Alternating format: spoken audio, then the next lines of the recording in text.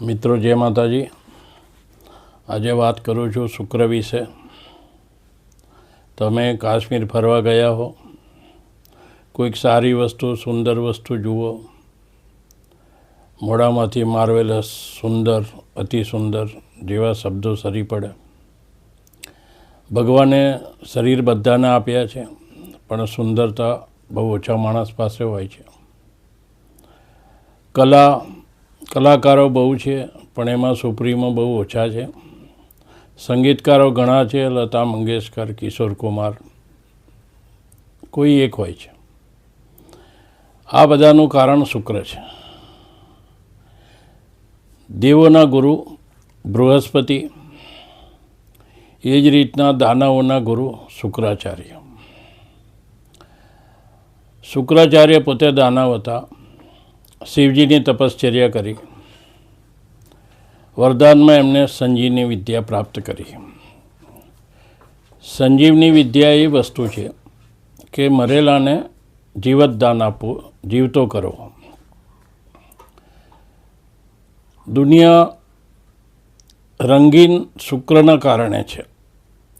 તમે જોજો કે હિન્દીમાં શુક્ર હૈ આપકા, શુક્રાચાર્ય શુક્ર પરથી શુક્રિયાને શુક્ર હૈ આપકા આ બધા શબ્દો અસ્તિત્વમાં આવ્યા। શુક્રાચાર્ય પોતે એમના શિષ્ય બલિરાજાની કસોટી કરવા વિષ્ણુ ભગવાને વામન રૂપ લીધું। શુક્રાચાર્યને ખબર પડી ગઈ કે આ વિષ્ણુ ભગવાન છે અને બલિરાજાનું સર્વસ્વ લઈ લેશે, એટલે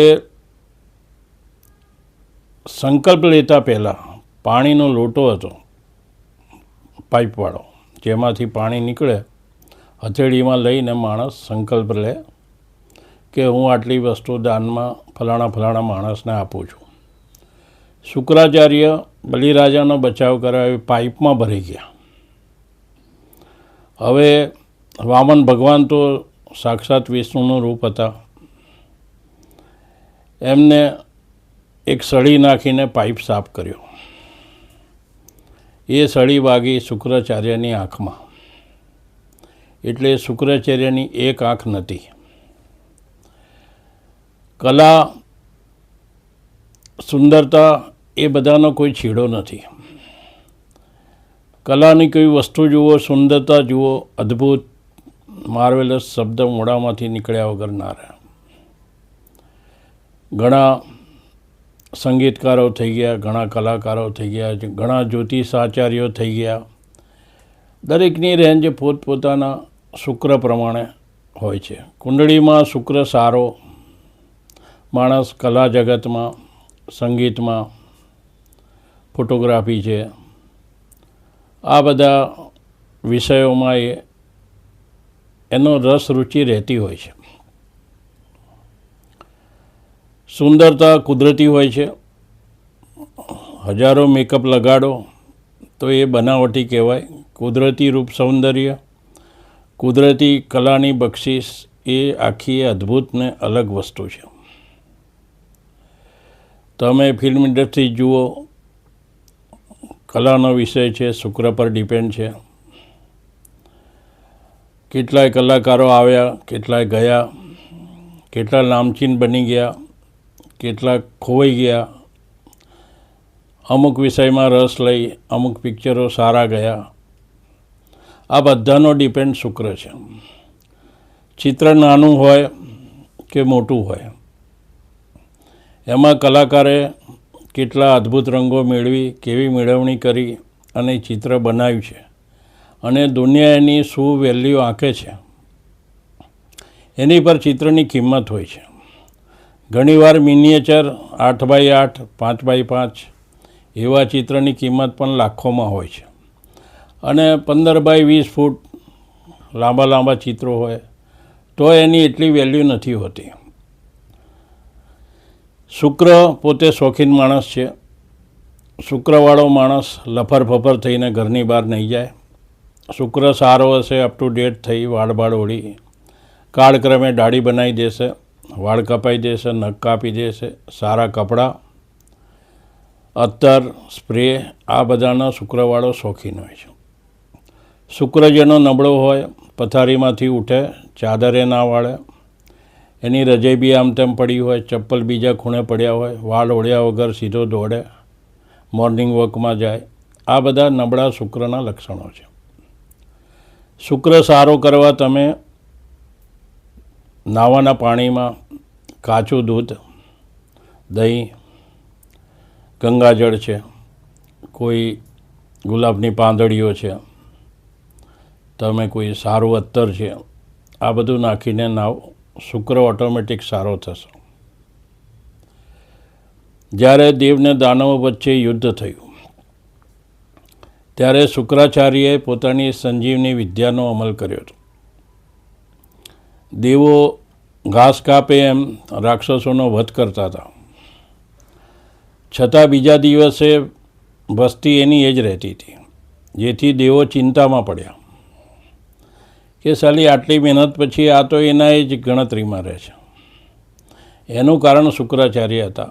જેટલા મરેલા દાનવો હતા, શુક્રાચાર્ય મંત્ર બોલી પાણીની અંજળી લઈ અને દાનવ પર છાંટતા એ બધા દાનવ બીજા દિવસે જીવતા થઈ જતા હતા. તમે વિચારો સંજીવની વિદ્યામાં કેટલો પાવર છે. એ જ વસ્તુ આજે કોઈ માણસ પાસે હોય તો એ ખરવોપતિ, એની ગણતરી ના થાય એટલા પૈસા એ કરી શકે. પણ કહેવાય છે ઈશ્વર દરેકની લાયકાત પ્રમાણે એને કોઈ બી વસ્તુનું દાન આપે છે. દેવ, દાનવ ને માનવ, આ ત્રણેય પાસે દેવ પહેલી કેટેગરીમાં એમાં આવે છે. એ લોકોનો એક જ નિયમ છે આપવો. તમે કોઈ બી ભગવાન જુઓ, કોઈને વરદાન આપ્યું હશે, કોઈને બાળક આપ્યું હશે, કોઈને લક્ષ્મી આપી હશે. દેવદેવીઓ હંમેશા આપવામાં માને છે. તમે ગમે તેટલું કરો, ગણીને 500 પેંડા ધરાવો તો એમાંથી એક પણ પેંડો દેવ ખાતો નથી. એ વાત જુદી છે કે ઉંદર બુંદર ખેંચી જાય અને તમે મનમાં ખુશ થાવ કે ભગવાન એક પેંડો ખાધો. બાકી દેવો લેવામાં નહીં, દેવામાં માને છે. દાનવો એમનું દેવોથી બિલકુલ વિરુદ્ધ છે. મનુષ્ય એના કરતાંય ખરાબ છે. કેમ કે એને જોઈએ ને જોઈએ, એને ક્યારે ધરાવો નથી. માણસ પાસે એક ગાડી હોય તો કે આનાથી મોટી જોઈએ, એક ફ્લેટ હોય તો કે 2 જોઈએ, આનાથી મોટો બંગલો જોઈએ, આનાથી ઉત્તમ, આનાથી સારું, આનાથી વધુ. ક્યારે મનુષ્યની આકાંક્ષાઓનો છેડો નથી. પરંતુ આ ત્રણેય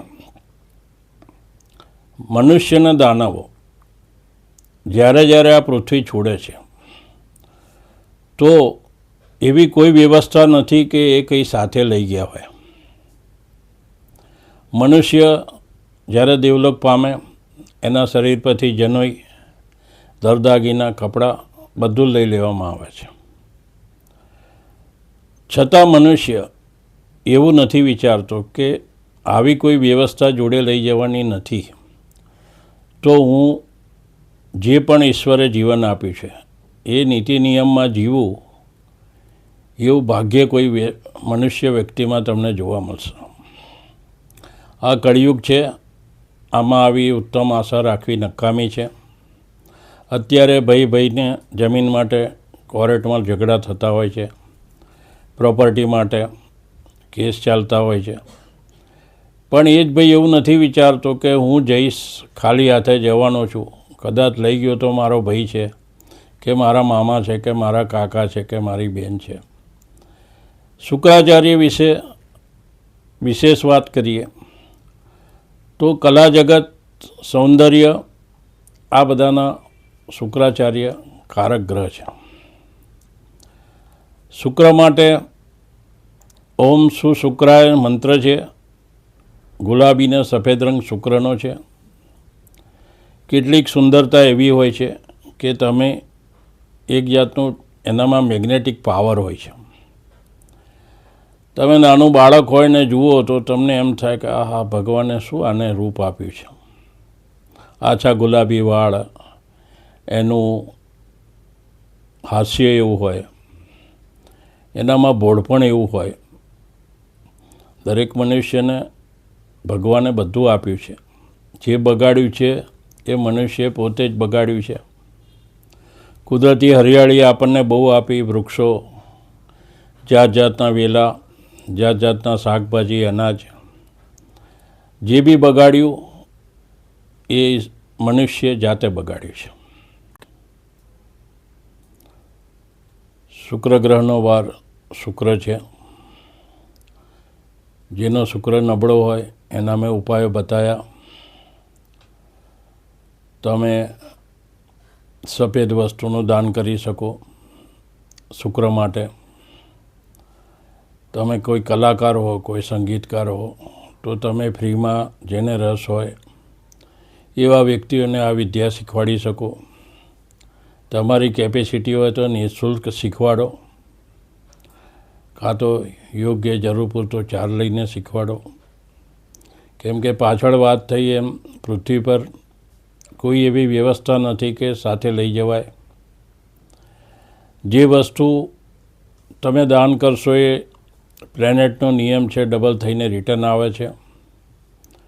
જેટલા રાજા મહારાજાઓ દાની પુરુષો થઈ ગયા, તમે કર્ણ લઈ લો, એ બધાએ કંઈ ને કંઈ દુનિયાને આપ્યું છે અને સામાન્ય નથી આપ્યું, અસામાન્ય આપ્યું છે. શુક્ર માટે વધુ ન કહેતા તમે શુક્રના મંત્રથી સફેદ આસન લઈ, અગ્નિ દિશામાં શુક્રનો વાસ છે એ તરફ મુખ રાખી ઓમ સો શુક્રાયની માળા કરો. શુક્રવારે તમે સફેદ વસ્તુ છે, ખીર છે, એ બધું તમારા ઈશ્વરને ભોગ લગાવો. સફેદ વસ્તુ ખાઓ. નાવાના પાણીમાં જેમ કીધું દહીં, દૂધ, સુગંધિત પદાર્થો એ બધું નાખીને એ કરો. તમે એક વસ્તુ યાદ રાખજો કે જેટલા સુગંધી પદાર્થો છે, કેસર છે, જાયફળ છે, ઇલાયચી છે, લવિંગ છે, આ બધી જ વસ્તુ કોક સિદ્ધિને ખેંચવામાં મેગ્નેટનું કામ કરે છે. ભગવાનના ભોગમાં સત્યનારાયણનો શીરો બનાવો, ઇલાયચી આપણે કાજુ બદામ જરૂરથી નાખીએ છીએ. એની પાછળનો હેતુ કોઈ સ્વાદિષ્ટ જીભને ગમે એવું ખાવાનો નથી, પણ આ જેટલા ભાઈ તેજાના છે એની પાછળનો એક જ ગુણધર્મ છે કે ઈશ્વરીય શક્તિ અને ઐશ્વર્યને ખેંચનારી વસ્તુઓ છે. શુક્ર વિશે વધુ ન કહેતા આ ચેનલ તમને ગમી હોય તો સબસ્ક્રાઈબ કરજો, શેર કરજો, લાઈક કરજો. જય માતાજી.